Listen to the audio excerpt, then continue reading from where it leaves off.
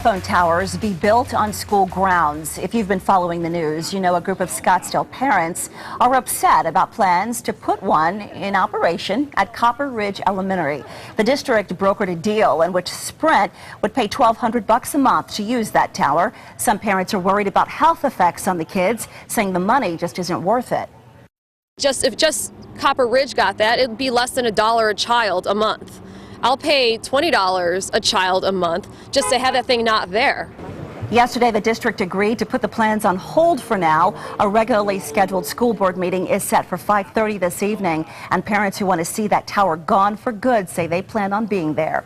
In the meantime, we want to know what you think. Should schools be allowed cell phone towers on their grounds? All right, Phil Gordon here. What is your take on this? You're a parent. How would you feel? Well, parent, dealt with it as a mayor, a parent, and actually I was a school board member a few years ago, and what we learned was, first of all, to talk to the community, not only the parental community, but the community around it first, and build support. We also located the towers where not classrooms were, but along the freeway. I was on the Madison School Board, and away from any children.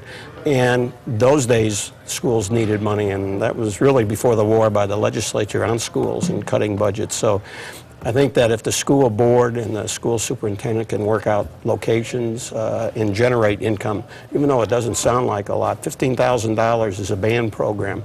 You know, it's an after-school science program. So I hope by everybody sitting down and talking and finding a location that won't concern the parents.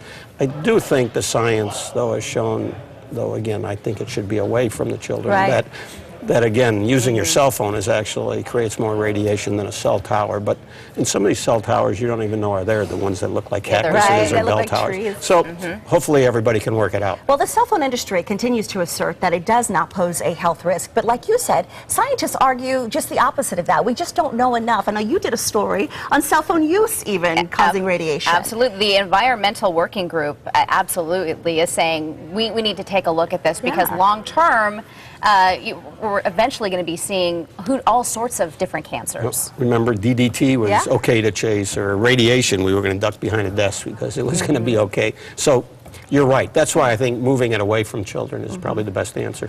Well, so many of you commenting on Facebook.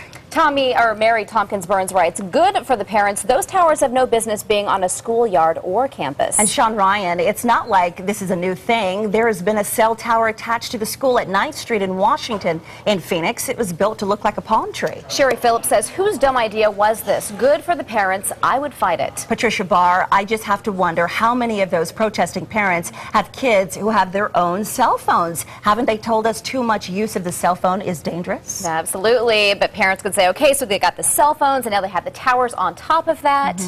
You know, it really adds up. Well, as we use more cell phones, those cells are going to require more and more towers, or at least antennas. And more studies. And higher signals. All right, well, next on ABC 15.